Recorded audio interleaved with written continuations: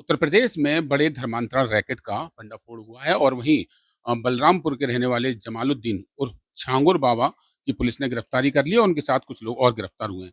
इतना बड़ा रैकेट था कि भारत के बाहर भी से 100 करोड़ रुपए के लेन-देन की बात यहाँ सामने आ रही है और उसके बाद उत्तर प्रदेश पुलिस पूरी सख्त हो चुकी है और इस रैकेट की सबसे बड़ी बात ये थी कि नाबालिग बच्चियों से लेके शादीशुदा महिला भी इनके टारगेट में रहती थी और इस तरह की लड़कियों को यहाँ पर टारगेट किया जाता था और रेट लिस्ट यहाँ बनाई जाती थी। अलग-अलग जाति के हिसाब से रेट लिस्ट बनाई जाती थी। तो एक बड़ी सफलता यहाँ उत्तर प्रदेश पुलिस को मिली है और हमारे साथ इस पूरे मामले में चर्चा करने के लिए उत्तर प्रदेश राज्य महिला आयोग की अध्यक्ष बबीता चौहान जी हमारे साथ हैं। उनसे पूछना चाहेंगे कि इस पूरे मामले में आप क्या कहना चाहती हैं? आप बताइए। जी, बिल्कुल, मैं समझती हूँ कि इससे घिनौना कृत्य कुछ नहीं हो सकता, जो ये जलालुद्दीन ने किया है। और उसके लिए तो मैं इतना कहूँगी कि विनाश काले विपरीत बुद्धि, कि उसको पता है कि उत्तर प्रदेश जैसी जगह में, कि जहाँ अगर मैं मुख्यमंत्री जी की बात करूँ, तो माननीय मुख्यमंत्री जी का जो इतना सख्त उनका जो चल रहा है कानून, कि जो महिलाओं की तरफ आँख उठाने वाले को भी ज़मीन में गाड़ने की कोशिश करते हैं, बुलडोज़र चलवा देते हैं।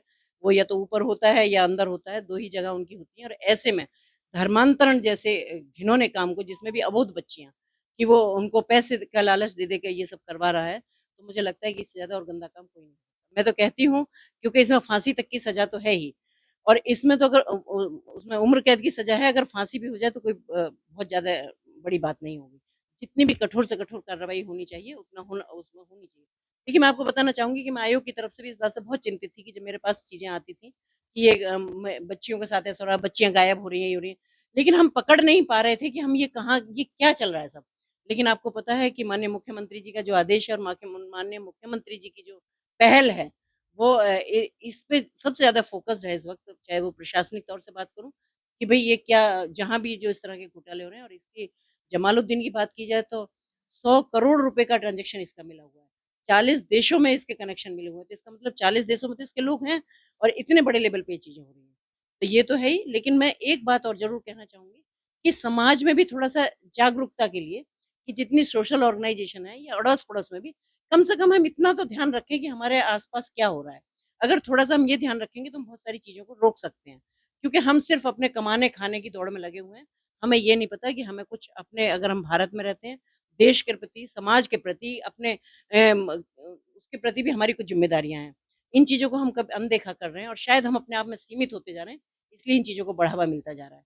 तो मैं सबसे यही कहूँगी कि थोड़ा-सा जागरूक बनें, और इन चीज़ों की कौन किस नेचर का व्यक्ति है, इन गतिविधियों पे थोड़ा-सा ध्यान रखा जाए। और जमालुद्दीन जैसे लोगों को, जो ये मनुष्य की खाल में और एक ये दरिंदे घूम रहे हैं, इनको ज़रूर सज़ा मिलनी चाहिए।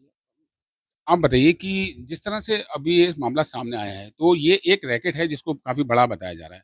उत्तर प्रदेश में तमाम इस तरीके के रैकेट चल रहे हैं, भारत में चल रहे हैं और अब जो उत्तर प्रदेश जो महिला आयोग है, आपकी क्या पहल रहेगी? आप लोगों के लिए क्या जागरूकता रहेगी और आप किस तरह का कदम आगे उठाने वाले हैं? देखिए, मैंने जैसा आपको बताया कि कुछ एरिया ऐसा है कि जहाँ से इस तरह के केस बहुत हमारे पास आते हैं, और हम इसके लिए बहुत पहले भी बहुत चिंतित थे, और आज भी बहुत चिंतित हैं।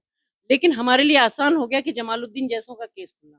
और रहा उत्तर प्रदेश की बात, तो उत्तर प्रदेश में तो माननीय मुख्यमंत्री जी के हाथ इतने लंबे हैं कि इसका गिरबान कहीं से भी पकड़ लाएँगे, इसके जहाँ भी लोग होंगे।